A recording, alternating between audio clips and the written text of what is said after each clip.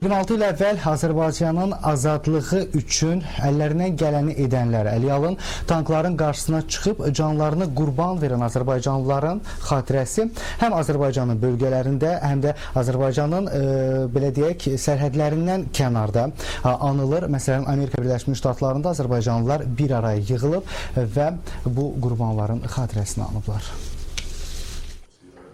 Qanlı yanvar hadisələrinin 26-cı il dönümünü yad etmək məqsədi ilə Amerika Birləşmiş Ştatlarının paytaxtında yaşayan Azərbaycanlılar Vaşinqton şəhərindəki səfirlikdə toplaşdılar.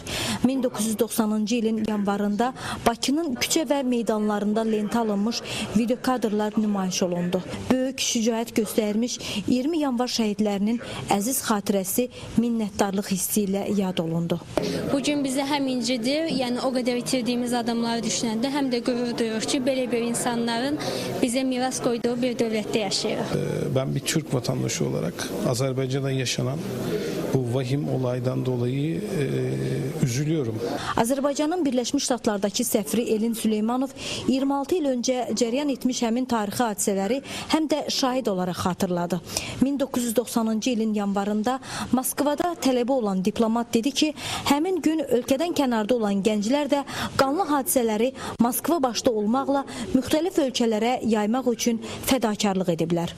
O, Heydər Əliyevin məhz 1990-cı ilin yanvarın 21-də Moskvadakı nümayəndəliyə gələrək vətən üçün talih yüklü dövrdə göstərdiyi iradə və əzmkarlığı qəhrəmanlıq nümunəsi olaraq göstərdi.